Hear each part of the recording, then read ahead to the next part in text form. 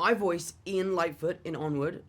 He is a really interesting character. He's a lot like me in a lot of ways. But the one thing that I loved about playing him was creating this journey and this arc that he goes on throughout the movie. He goes from a really vulnerable little kid who doesn't really know how to express himself and is quite introverted, and by the end of the film he's almost the polar opposite. And it just was a really fun process for me because I kind of went through that much younger than Ian was, but it was really fun for me to kind of bring that little piece of me to life.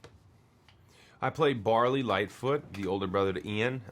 He's an affable, goofy, fun, and very caring older brother. He loves heavy metal music, and he is obsessed with all things magic. He plays a game called Quests of Yore, which is based on real-life magic that exists in this fantasy world in which Onward takes place. And he loves his van, he loves his little brother, and he's got a very big heart, and the harder he tries, the more annoying he becomes. I am so lucky to have such a great relationship with my dad, and us as Holland boys have been so lucky with the way he's raised us. He's been a very present father, and he's always been there for us.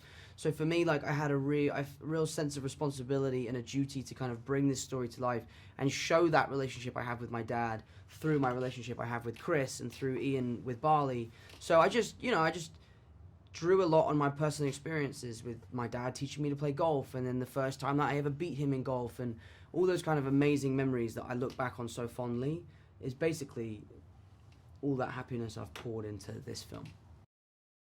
Working on a Pixar film is a dream come true. Chris was talking about like milestones earlier. Like every actor has a milestone, and I think you were right in saying that not a single actor in the business wouldn't have this as one of their milestones. Yeah. So it's a real honor. It's a real honor. And the Pixar movie that touched me most was Coco. That's my favorite. Exactly. My favorite Pixar movie, I mean, there's so many. They're all good. I love Toy Story, but I really was moved by Up. Up is a very moving film, and I really love Up. And a lot of similar themes in our film to Up. I have a playlist on my phone called Crying Playlist. Yeah. For when I have to do crying scenes. And, I think it's called A Letter to Ellie, I think it's called. Yeah. It's the song, and it's the opening of the movie, and that's on there, and it's a sad song. Whether I tell them to or not, people are going to see this film because it's Pixar, and Pixar as a brand of animated movies stands on its own.